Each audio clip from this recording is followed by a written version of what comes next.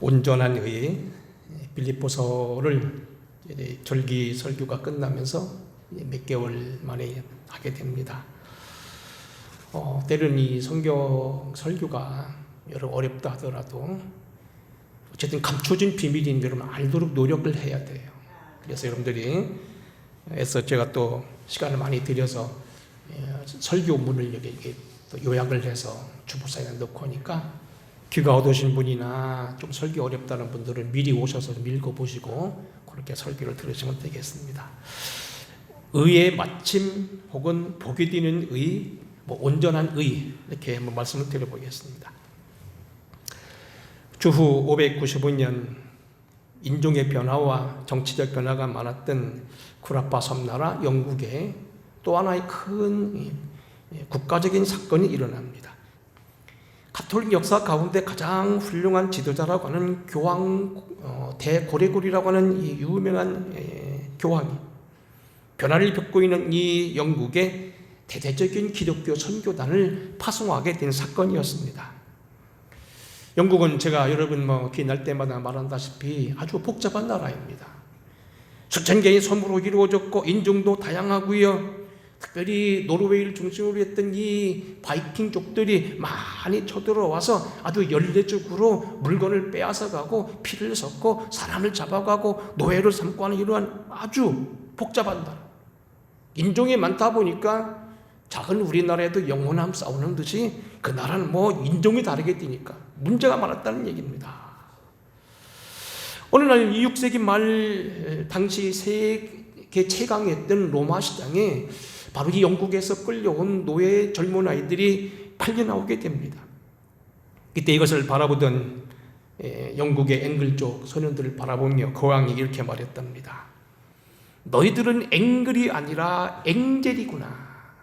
이 말은 무슨 뜻이냐면 너희는 야만이 아니고 너희는 천사와 같이 얼굴이 이쁘고 착하게 생겼다. 유명한 얘기입니다.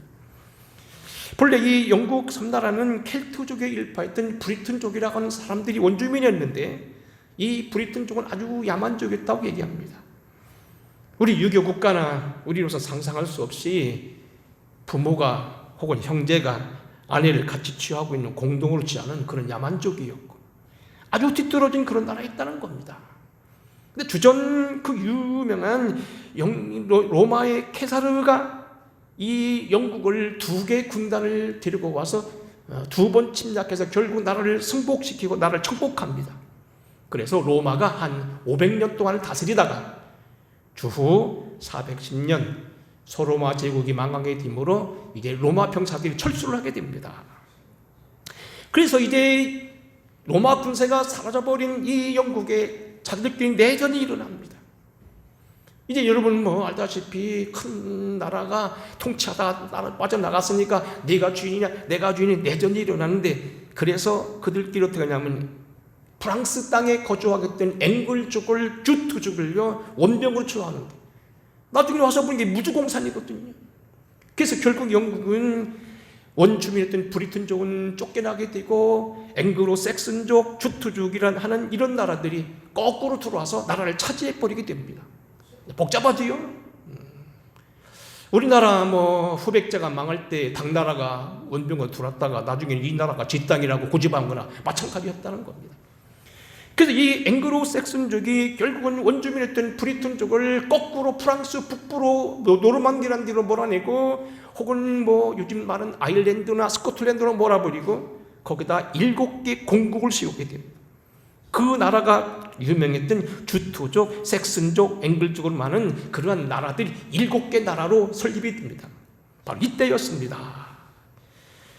이러한 와중에 그레고리 대왕은 이 로마 시장에 왔던 젊은이를 데려다가 자기가 사서 그들을 교육시켜서 결국 선교사를 만들게 되고 당시 유명한 선교사였던 어거스틴 수도단, 이것은 신학자 어거스틴 아닙니다. 어거스틴 수도단이 어거스틴과 함께 40명 동료를 수도사를 묶어서 영국으로 선교사를 파송하게 되는 겁니다. 근데 여러분 알다시피 선교사가 가게 되면 잘못하면 목에 잘려 죽게 되고 많은 어려움을 당하게 되면 너무나 쉽게 복음이 튀는 거예요. 이유는 뭐냐면 영국이 복음을 받을 준비를 다 하고 있었다는 거예요. 그건 왜냐하면 프랑스 출신이었던 버르타라고 하는 왕비가 시집을 왔는데 올 때부터 기독교 사제를 데리고 왔고 올 때부터 예배를 드리고 거기서 얼마나 선행을 많이 하고 우아하게 그리고 잘 모범이 됐는지 왕을 비롯한 모든 신하들이 예수 믿기로 이미 마음을 결심하고 있었다는 이야기입니다. 그래서 그해 597년 크리스마스 때에 국왕 에벨버트는 세례를 받았고요. 602년에는 캔터베리라고 하는 영국에서 제일 오래된 대성당을 크게 짓고요. 선교사로 파송했던 어거스틴은 거기서 대주교가 되어서 그들 이후로 수천 년 동안 영국은 캔터베리 대주교가 결국은 가장 높은 영국 교회 지도자가 되고 영국 교회의 중심이 됐다는 거예요.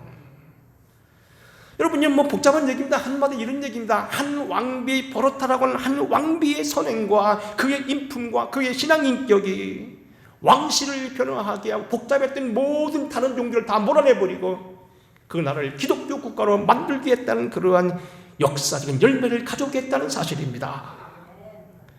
자, 이제 오늘 본문으로 돌아옵니다. 여러분, 우리가 빌립보서를 그동안 공부하다가 이제 가정의 달 부활절 하다가 그동안 설교 못하고 이제 다시 성령 강림절 들어와서는 이제는 자유롭게 할 수 있는 기간이 돼서 다시 이 빌립보서를 앞으로 한 3시간이면 끝나게 되는데 오늘 말씀은 이런 얘기입니다. 빌립보서가 사도 바울을 도왔던 빌립보 교인들에 대한 고마운 편지로 개인적인 편지인 줄 알았더니 막상 들어가 보니까 고도의 신앙률을 가진 교류서신이었다는 겁니다. 여러분 기억하세요? 여러분들이 조금 복잡하지만 그간 했던 설교를 한번 이렇게 다시 한번 정리를 하고 우리 결론을 맺어야 돼요. 그래서 우리는 뭡니까? 이 사도 바울은 우리가 알다시피 빌립보서는요 신앙의 의를 가장 잘 말하고 있는 성경이고요, 왜 예수를 믿느냐에 대해서 잘 설명하고 있는 생각보다는 교류서신인데 결론은 뭐냐면 예수 그리스도의 십자가로 말미암아 얻은 의의를 넘어서서 이제는 신앙의 본을 보이고 높은 신앙과 인격적인 열매를 우리가 맺음을 줘야 된다는 거예요. 좀 설교가 어렵게 진행되는 것 같다. 여러분이 가능하시면 설교를 보는 것 말고는 저를 쳐다보셔야 돼요. 눈길이 마주쳐야 영역이 나가고 전도가 되는 거예요. 절대 여러분 눈 감으시면 안 됩니다. 여러분, 이미 말씀드린 대로요, 오늘 여기 사도 바울이 말하는 것은 우리가 구원받기 위해서 구차하게 선행을 하는 것이 아니라는 겁니다. 우리는 이미 예수 그리스도의 피로 말미암아서 구원을 받았고 그의 사랑은 우리에게 충분한 모범이 되고 우리는 이미 그의 은혜로 은혜를 받았지만 이제는 우리는 더 이상 어둠의 자식이 아닌 빛의 자녀라는 얘기입니다. 우리는 가시나무를 맺는 엉겅퀴가 아니고 우리는 좋은 열매로 단 과일을 낸 그러한 이젠 좋은 나무가 됐다는 얘기입니다.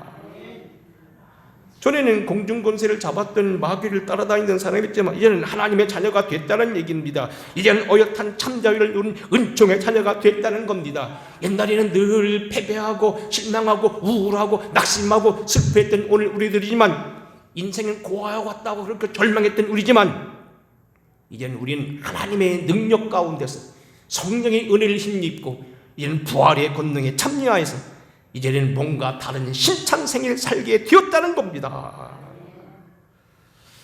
자, 우리가 오늘 몇 번 드린 말씀대로 이제 빌립보서는 서너 시간, 한 3시간 정도면 끝낼 거라고 보는데 조금 이제 마지막 결론을 위해서 오늘 한번 그동안 공부한 걸 한번 정리 한번 해보겠습니다. 여러분, 빌립보서를 딱 들어오게 되면 빌립보서는 이미 말씀드린 대로 감옥에 갇혀있는 사도 바울에게 쓸 것을 보내주고 기도하던 빌립보 교인들에 대한 감사의 편지입니다. 그래서 1장 1절부터 보면은 11절까지는 인사말과 서론이 시작됩니다. 생략합니다.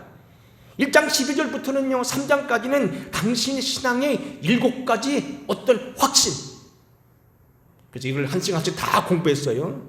한번 기억해 한번 해보세요. 첫째는 뭐냐면 그는 자기가 당한 처지가 절대로 부정적이지 않다는 겁니다. 감옥에 갇혀있어 고생을 당하는 것 같고 복음이 얽매이는 것 같고 나는 아무것도 못할 줄 알았더니 시대 가운데서 황제들 가운데 믿는 사람이 생기게 됐다는 겁니다. 결코 자기의 당한 일이 인간 눈에 볼 때는 어려운 것 같아도, 코로나가 마이너스 같아도 아니다는 겁니다. 하나님은 당신 일을 하고 있다는 얘기입니다. 두 번째는요, 1장 20절부터 26절은 뭡니까? 감옥에 갇혀있는 사경을 눈앞에 뒀던 이 바울, 순교가 얼마 남지 않았던 걸 알고 있는 바울은 뭐라고 말합니까? 죽어도 좋다는 겁니다. 그는 아직 살해야 될 이유가 있다는 겁니다. 너희들 때문에 내가 아직은 더 살아야 된다는 겁니다. 살해야 될 이유와 죽어서의 확신 담대함이 있습니다. 세 번째는요, 감옥에서 기본적인 삶을 권면하는데 복음주의에 합당한 삶을 살라는 겁니다. 그래서 우리가 2021년도 시작하면서 교회 표를 뭐라 했냐면 복음에 합당하게, 은혜에 충실하게, 바로 이 본문에서 나왔습니다. 오직 너희는 그리스도의 복음에 합당하게 생활하라. 이는 내가 너희를 가보나 떠나있으나 너희가 한 마음으로 서서 한 뜻으로 복음의 신학을 위하여 협력하는 것과, 복음을 위하여 협력하고 말씀대로 살아가야 된다. 그런데 그 다음 절입니다. 무슨 일이든지 대적하는 자들 때문에 두려워하지 아니하는 일을 듣고자 함이라. 이것이 그들에겐 멸망의 증거요 너희는 구원의 증거니. 그랬습니다. 우리가요 때로는 우리를 향하여 무리하게 요구한 사람들 다 따라하는 것만 잘하는 건 아니라는 겁니다. 여러분 엄포를 하고요, 마귀가 여러분을 협박을 하고요, 때로는 여러분 두려움을 줘도요 이걸 이길 수 있는 각오가 되어야 한다는 거고요, 때로는 국가 공권력이라 하더라도요 예배를 막고 하나님의 길을 모독하면 때로는요 항거할 수 있는 그런 담대함이 있어야 된다는 겁니다. 정말입니다. 이건요. 로마 사람들 알다시피 뭡니까? 예수 믿으면 죽는다는 소리를 듣고 그만두지 않았습니다. 그들은 콜로세움에서 죽어가고요, 대전차장에서 수없이 사자에 뜯겨 죽고 전차에 치워 죽으면서도요 그들은 지하 무덤에 가서 예배드렸습니다. 지금도 카타콤에 가면 그런 흔적들이 다 있습니다. 저는 여러 번 보고 왔습니다. 깜깜하고 시체를 장사되는 그곳에 썩는 냄새가 나는 그들이 거기서 도망다니고 거기 예배를 드렸습니다. 네 번째는 주님의 고난도 받아야 된다는 겁니다. 그리스도를 위하여 너희에게 은혜를 주신 것은 다만 그를 믿을 뿐 아니라 또한 그를 위하여 고난도 받게 하려 하심이라. 여러분 보세요. 상속자면 아버지의 좋은 것만 받는 게 아니라 부채도 갚아야 됩니다. 우리는 그를 믿을 뿐 아니라 그를 위하여 고난도 받게 하려 하심이라. 그와 같은 싸움이 너희에게도 있고 너희가 내 안에서 지금 보고 있는 바다. 다섯 번째는 2장으로 넘어갑니다. 그리스도 예수의 마음을 품으라는 겁니다.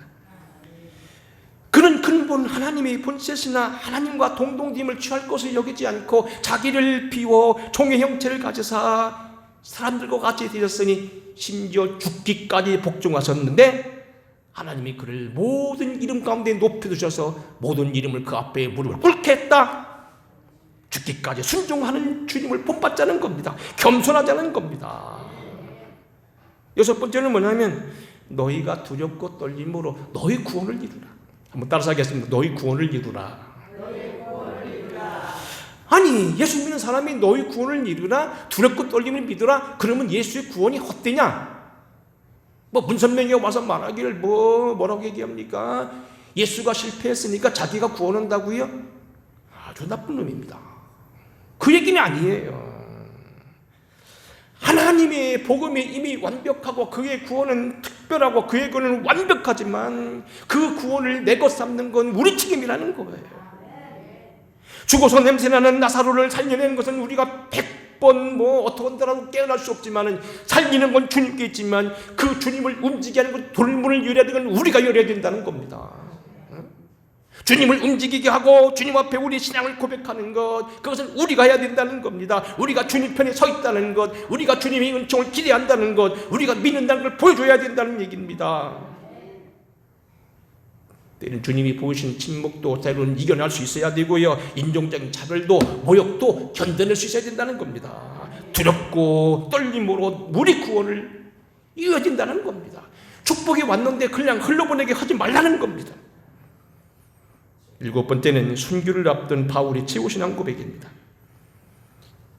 만일 너희 믿음의 재물과 섬김에 내가 나를 전제로 드릴지라도 나는 기뻐하고 너희 무리와 함께 기뻐하리니.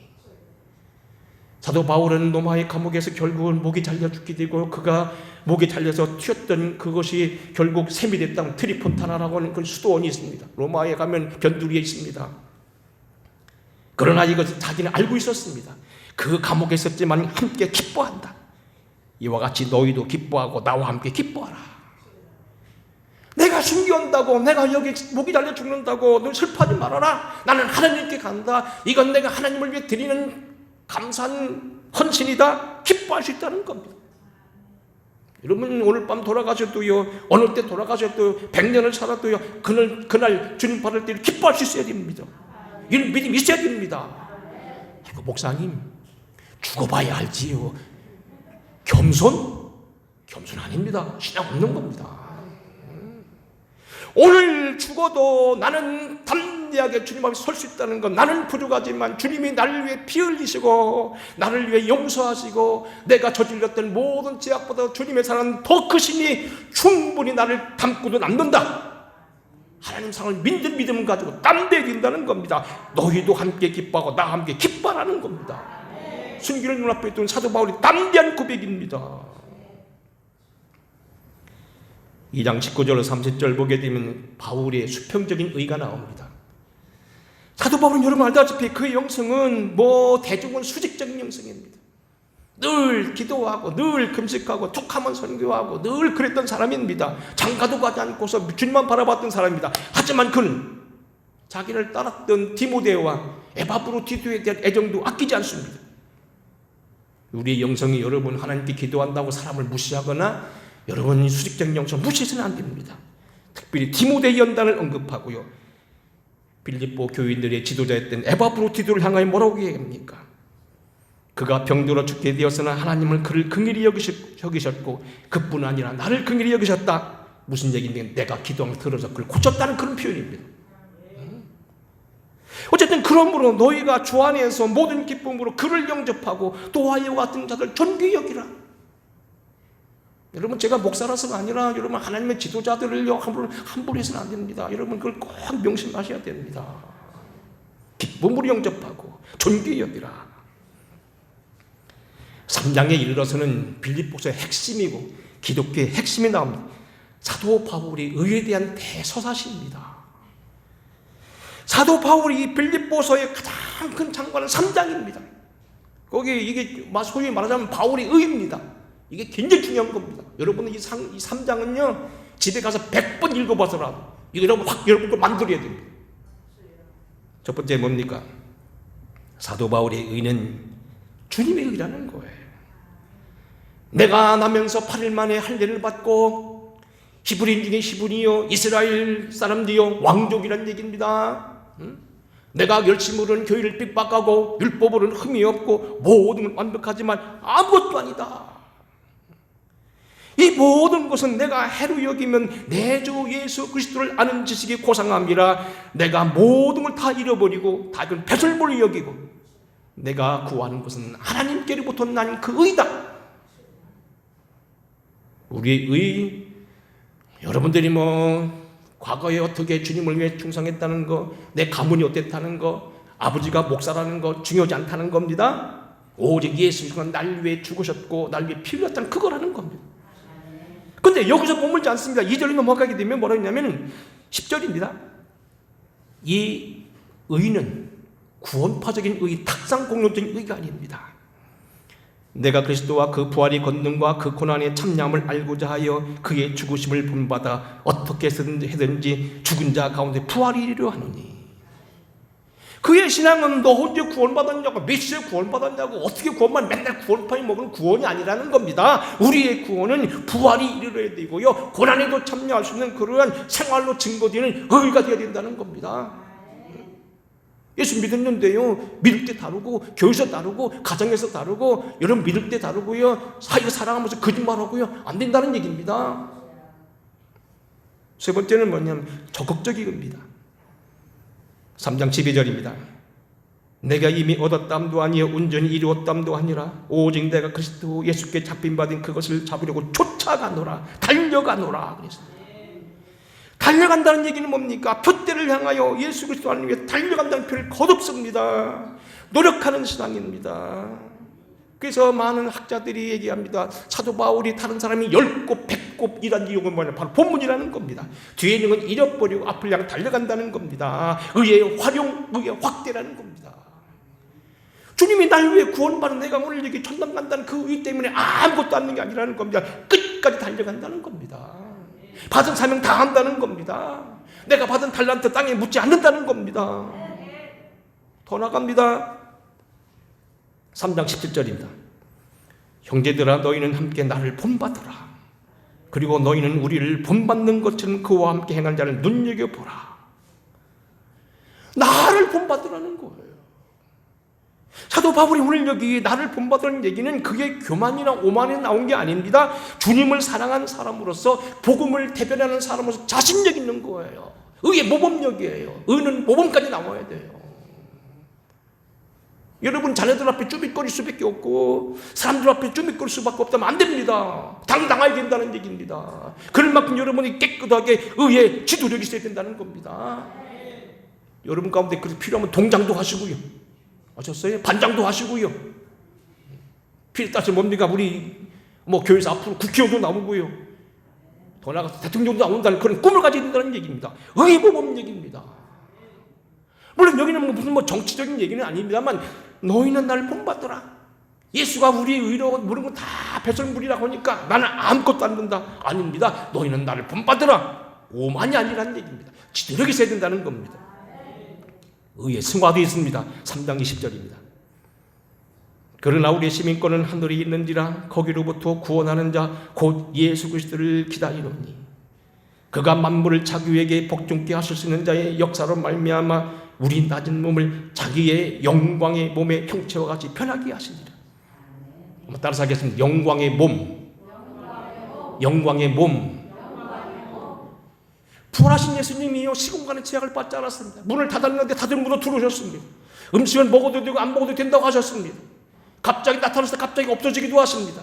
갑자기 갈릴리에 나타났다 예루살렘에 나타납니다. 전도하던 빌립이 광야로 내려가는 길 가사로 가는 길에 갑자기 사마리아에 나타납니다. 특별한 육체입니다. 이런 소망까지 의가 승화 하늘에 대한 소망도 있습니다. 그런가 하면요 의의 교회 생활 적용이 있습니다. 사랑하는 형제들 나의 기쁨이여 멸류관을 사랑하는 자들아 주 안에서 같이 서라.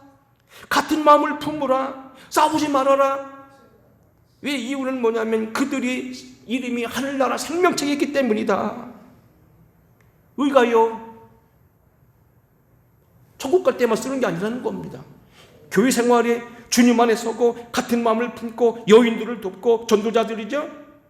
속장님들 잘 도우라는 얘기입니다. 바울의 동역자들을 돕고 이유는 그들의 이름이 하늘책에 있음이라는 겁니다. 교회 생활 가운데 나타난다는 겁니다. 그런가 하면 3장 1절 이미 거꾸로 들어갑니다만 의의 존재도 있습니다. 우리가 이렇게 의가 강력하고 바로 도덕으로 말미암지 않는 하나님의 의라고 위해서 너희가 함부로 해면 안 된다는 겁니다. 개들을 삼가고 행악하는 자들을 삼가고 몸을 상해하는 일을 삼가라. 성령으로 봉사하며 예수를 찬양하고 육체를 신뢰하지 말라. 의의 존재도 있습니다. 결국 예수 믿는 사람들은요 도덕무용동자가 아닙니다. 유튜브에 나가니까 조심하겠습니다만 과거 우리나라에서 한 이단이 피가름이라고 하는 이상한 걸렸어요. 깊이 들어가면요 논화 없이 그냥 서로 성관계를 맺는다는 거예요. 그 이유는 뭐냐면 무슨 피를 이거 받아야 된다는 거. 피가름. 왜 그러느냐? 육체는 이제는 가치가 없다는 겁니다. 영적을 위해서 그렇게 해야 된다는 겁니다. 고얀 놈들입니다. 개입니다. 개들을 삼가고 행악자들을 삼가고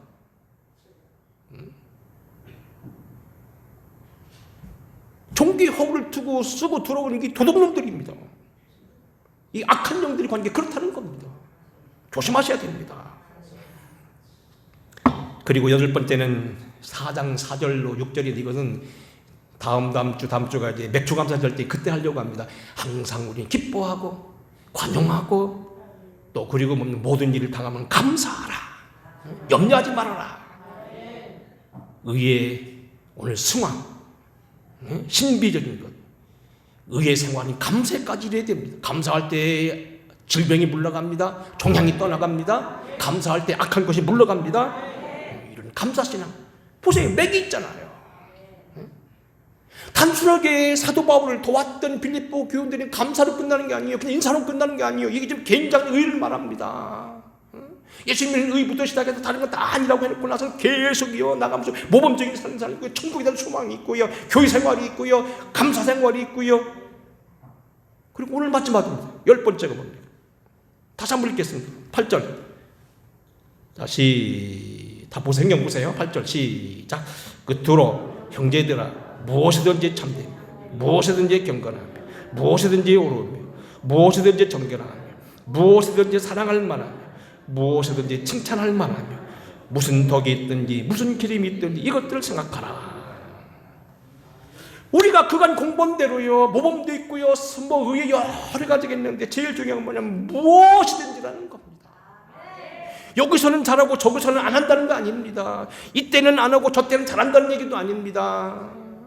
강단에서는 잘하고 가정에 가서는 함부로 잘못하는 것도 아니라는 겁니다. 어디서나 교회에 있을 때나 화장실에 있을 때나 식당에 있을 때나 심지어는 음식점에 가 있을 때나 영화관에 가 있을 때나 언제나 우리 동일해진다는 겁니다.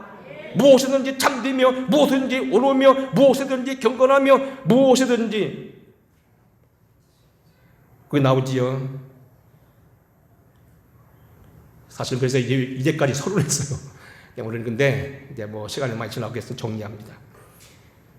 두 가지 덕목을 나눠봅니다. 첫째는 뭐냐면 참되며 경건하며 오르며 청결하는 부탁입니다.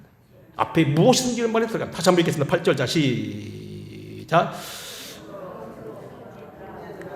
무엇이든지 참되며 무엇이든지 경건하며 무엇이든지 오르며 무엇이든지 정결하며 꽉 찍겠습니다. 이 네 가지는 뭐냐면 제가 분석한 겁니다. 내면적인 덕목입니다.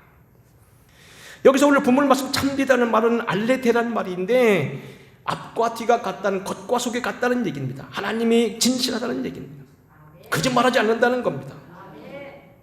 여러분 하나님과 마귀의 가장 큰 차이 중 하나는 뭐냐면 하나님 진실하다는 겁니다. 사람이 그래요. 거짓말 자꾸 하면 그 사람 사귀면 안 돼요.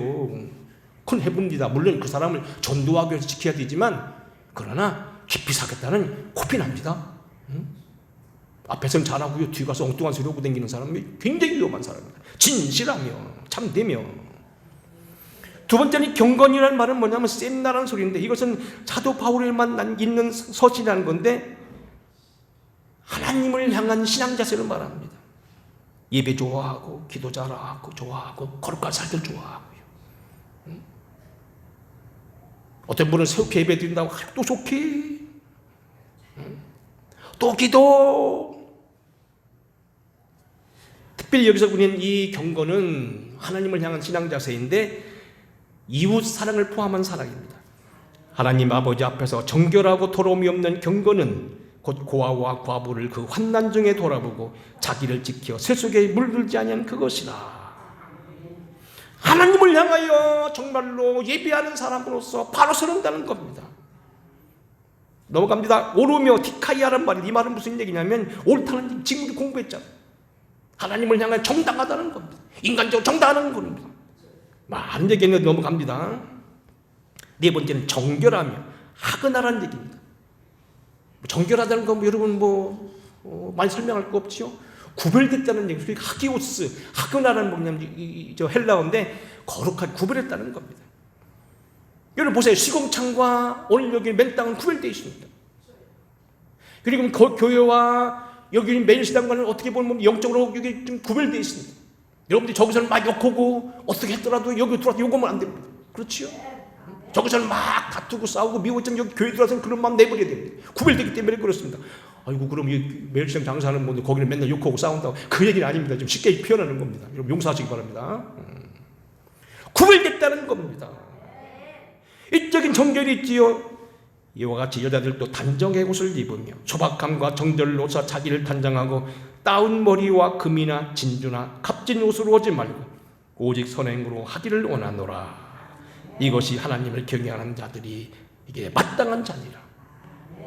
예수 믿는 사람들은요 특별히 머리 잘 빗으셔야 돼요. 응? 언제 막 까치집을 졌는지 모를 정도로 한 사람은요 영적으로 봐서는요 남편을 함부로 하고 이웃사람 함부로 한다는, 하나님 함부로 한다고 이렇게 평이 나 있습니다. 영적 기도하는 사람들 얘기입니다. 이건 고린도서에 나와 있잖아요. 그 여자의 머리는 남자다, 남자의 머리는 하나님이다. 우리 머리 손질하는 우리 이승장 원사님은 대단한 사람입니다. 옷도 깨끗이 입어야 돼요.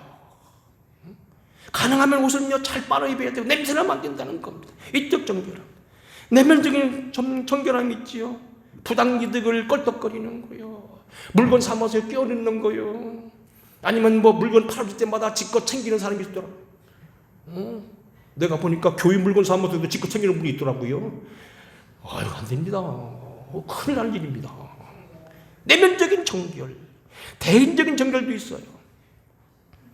그들로 젊은 여자를 교훈하되 그 남편과 자녀를 사랑하며 신중하여 순전하며 집안일을 하며 선하며 자기 남편이 복종하게 하라.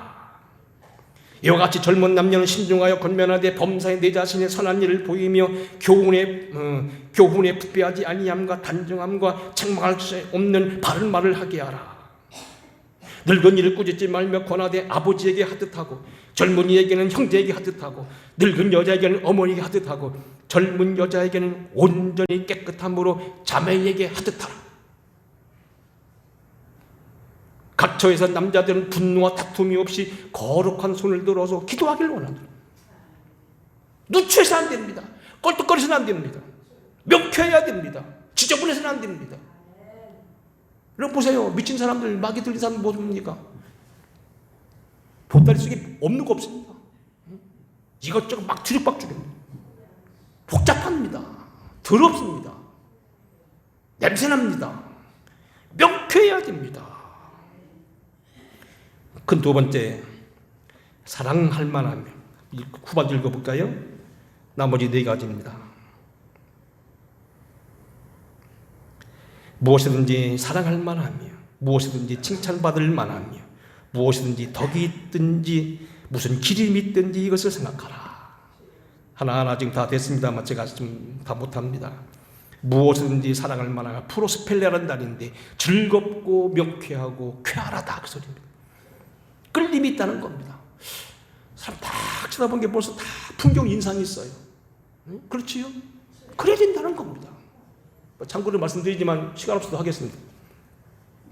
방언도 그래요. 방언도요, 딱 들을 때요, 무슨 말인지는 모르지만 방언이 이뻐야 돼.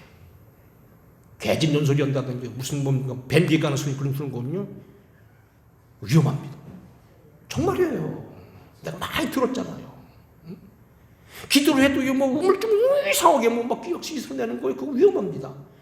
틀림없이 그것은 영적으로 명쾌하지 않습니다. 영적 현상도요 우아해야 돼요. 사랑받을 말 해야 됩니다.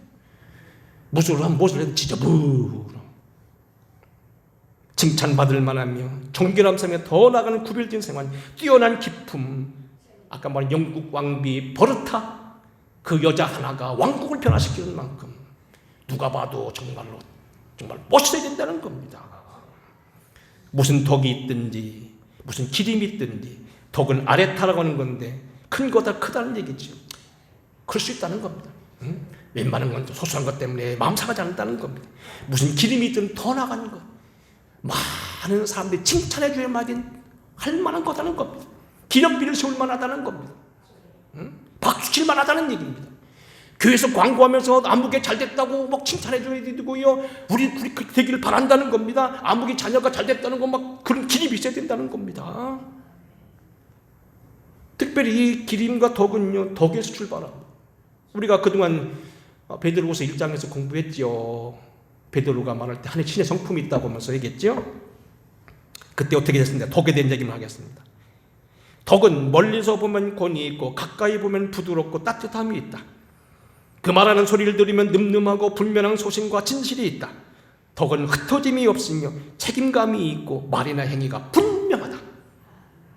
공자는 이렇게 말합니다. 증자에게 말합니다.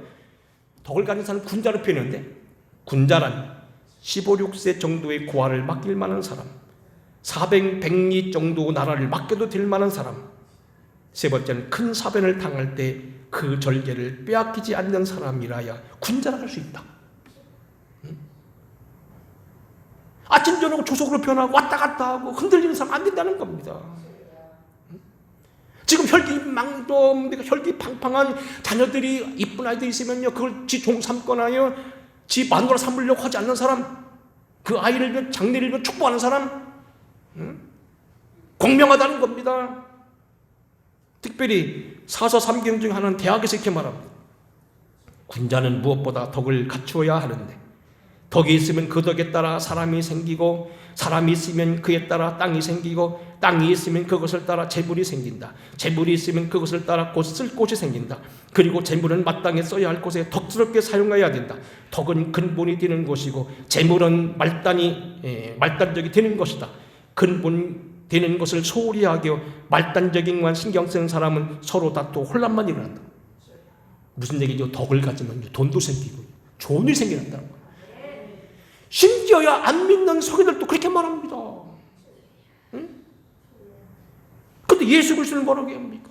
그 이상해야 되지 않겠습니까? 하늘의 비밀을 알고요, 이제는 믿으면 구원받는 그런 축복을 받은 사람들이요, 더 당당해야 되지 않냐는 겁니다. 그 사람들 그렇게 말하는데, 그래서 주님 뭐라고 말합니까? 사도 바울을 통하여 말합니다. 고린도전서 14장입니다. 그러므로 너희도 영적인 것을 사모하는 자인즉 교회의 덕을 세우기 위하여 그것이 풍성하기를 위하여 구하라. 안드나 서나 교회의 덕이 중요하다는 거예요. 그것이 풍성하기를 위해서 구하라. 예수께서 우리를 위하여 죽으사 우리로 하여금 깨어있든지 자든지 자기와 함께 살게 하려 하셨느니라. 그러므로 피차 권면하고 서로 덕을 세우기를 너희가 한 것 같이 하라.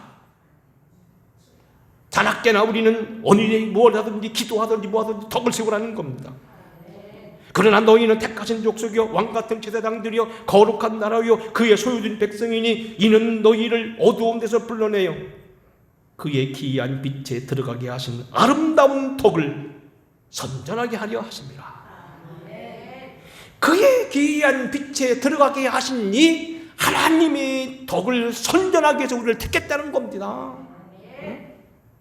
우리가 그렇게 덕을 씌워야 된다는 겁니다.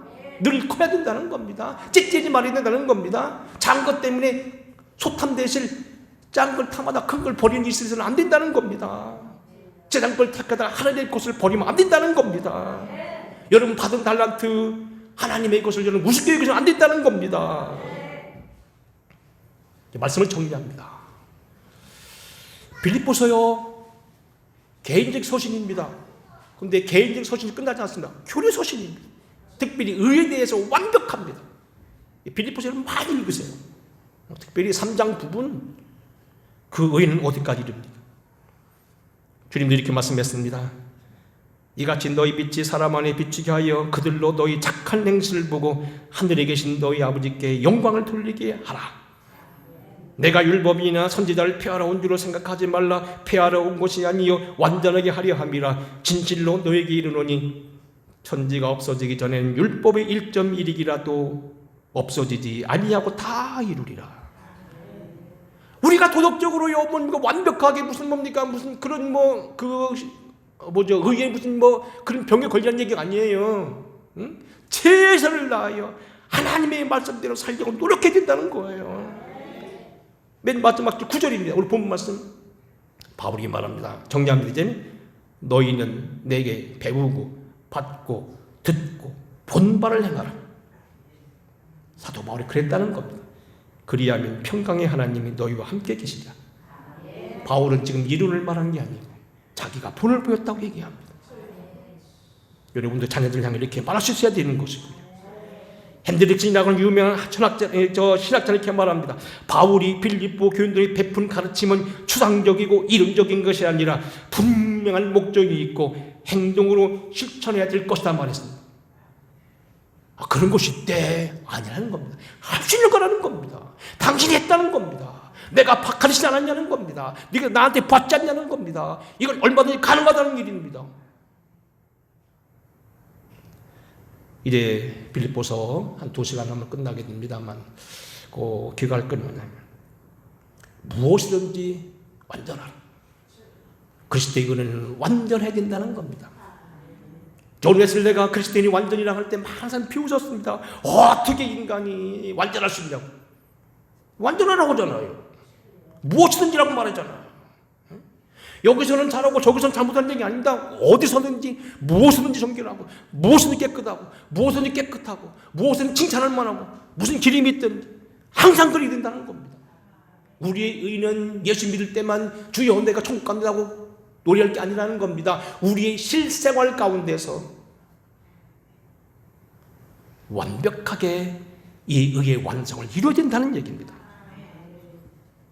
오늘 사도 바울이 끝으로 형제들아 말하면서 권면했던 말씀 꼭 기억하셔서 우리가 신은딜 수 없으나 주님의 그 본을 따라서 하늘에 계신 아버지가 너희가 온전하니 너희도 온전하라 하셨던 말씀을 기억하면서 우리 신앙의 그러한 단계까지 이르도록 우리가 기도하면서 성령의 도우심을 간구하는 저와 여러분 되기를 주의 이름으로 축원합니다.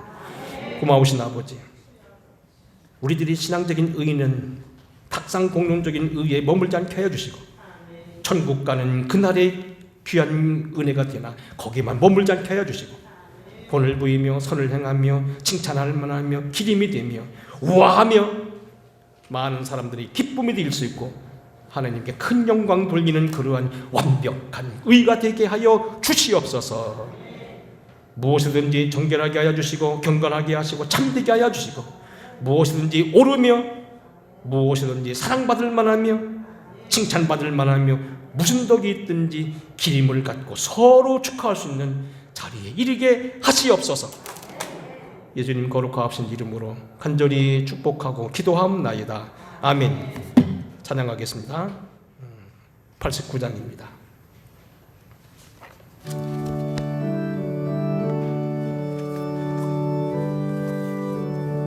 가사를 잘 기억하시면서